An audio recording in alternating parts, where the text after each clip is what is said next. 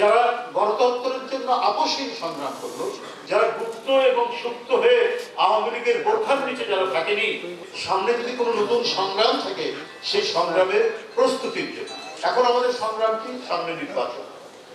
এই নির্বাচনটা আমাদেরকে একটা সংগ্রামের মতো এরও বিজয় ঘটাতে হবে, কারণ চারিদিকে নানা চক্রান্ত, ষড়যন্ত্র, অপপ্রচার, মিথ্যাচার এবং আজকে প্রযুক্তির মাধ্যমে প্রোপাগান্ডা বন্ড বলে একটা জিনিস তৈরি হয়েছে। এই প্রোপাগান্ডা বন্ড দিয়ে মানুষের চরিত্র হনন, উৎসাহন, অপপ্রচারের যেন শেষ।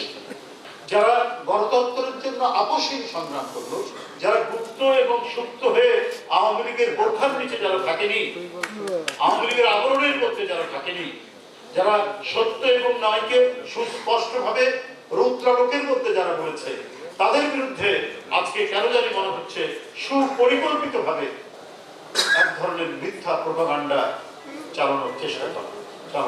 কিন্তু জাতীয়তাবাদী শক্তির শিকড় এত গভীরে, এটা অসত্য গাছ বা বট গাছের যে শিকড় যতদূর যায় তার চাইতেও অনেক গভীরে শিকড়।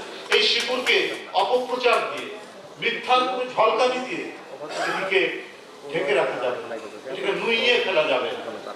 এটা একেবারে সোজা মেরুদণ্ড নিয়ে এ দাঁড়িয়ে থাকবে।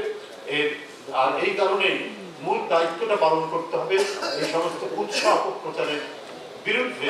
আমাদের কবি, সাহিত্যিক, শিল্পী, গীতিকার, অভিনয় শিল্পী, সুরকার যা আছেন সবাই মিলে আপনাদের সুললিত ধ্বনি, আপনাদের অত্যন্ত শক্তিশালী শব্দ শব্দগুলোকে ব্যবহার করে আমরা এই অপপ্রচারের যে অসাধারণ চলছে সেটাকে আমরা পরাজিত করে আমরা সত্য, ন্যায় এবং ধানের শীষে আমরা বিজয় ঘটাতে সম্পূর্ণ।